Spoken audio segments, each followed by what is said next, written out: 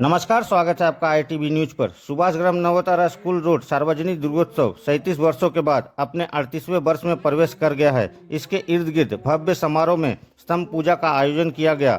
ग्रामीण परिवेश में इस दुर्गोत्सव को लेकर लोगों के अलग अलग विचार है। इस बार इस दुर्गोत्सव के मंडप और मूर्ति को नए योजनाओं के तहत सजाया जाएगा। दुर्गोत्सव समिति के ओर से संस्था के संपादक से लेकर सभापति तक सभी को आमंत्रित किया जाता है। राजपुर सोनारपुर नगर पालिका के वार्ड क्रमांक 21 के पौरपिता मिलन सरकार और सभापति अभिजीत रॉय कहते हैं कि यह पूजा क्षेत्र की सबसे अच्छी पूजा होती है, जिसके इर्द गिर्द लोगों की भीड़ उत्साह के साथ आनंदित होती है। इस अवसर पर वार्ड क्रमांक 21 के पौरपिता मिलन सरकार के अलावा समाज सेवी राजू हलदार, मिंटू शर्मा, संपादक समीर शाह, प्रशांत मन्ना, समिति के अन्य सदस्य मनोज चौधरी, शंकरदीप पटनायक, विजय सरकार, सुबो साहा, कुंतल दे, सुमन दे, शांतनु दास, गदाधर पांजा, समाज सेवी गोपाल चटर्जी समेत अन्य गण्यमान्य उपस्थित थे। उन्हीं की कुछ झलकियां देख लीजिए आईटीवी न्यूज पर।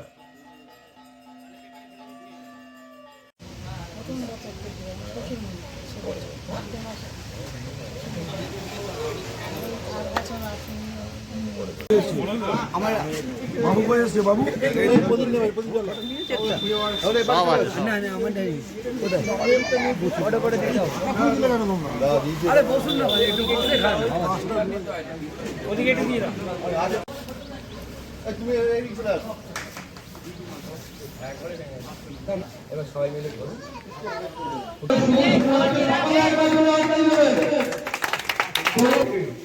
আমি ডাকলে আসবে না সবাই ক্লোজ অন মিন্টুরা রাজুরা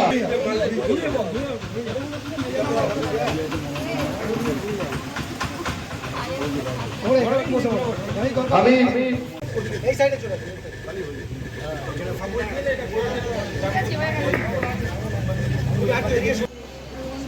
আজকের এই অনুষ্ঠানের সঞ্চালক তথা 21 নম্বর ওয়ার্ডের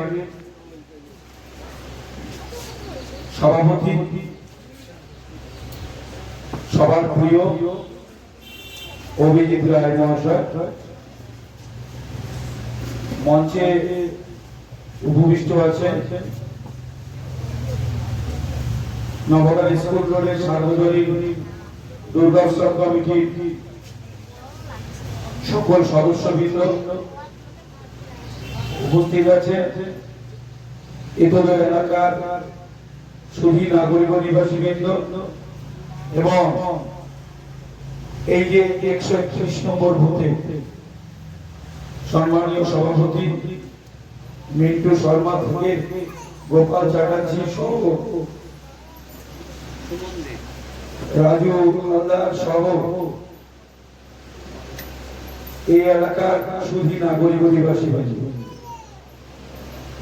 সবাইকে আমার অন্তরের অন্তঃস্থল থেকে শুভেচ্ছা অভিনন্দন।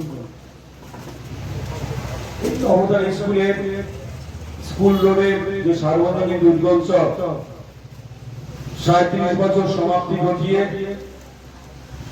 38 বছরে পদার্পণ করল, অর্থাৎ 38তম এই দুর্গা উৎসব আমরা যখন অনেক ছোট ছিলাম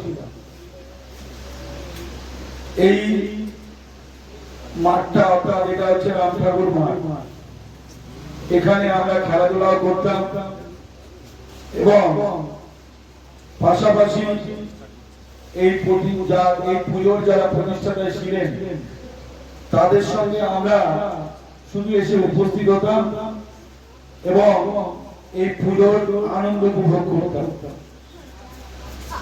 সময়ের কালে পায়ে পা মিলিয়ে আজকে দিন অতিক্রান্ত হয়েছে। এই পুজো একটা পর্যায়ে একটা রূপ ছিল, আজকে তার অন্য একটা রূপ, অন্য একটা মাত্রা নিয়েছে।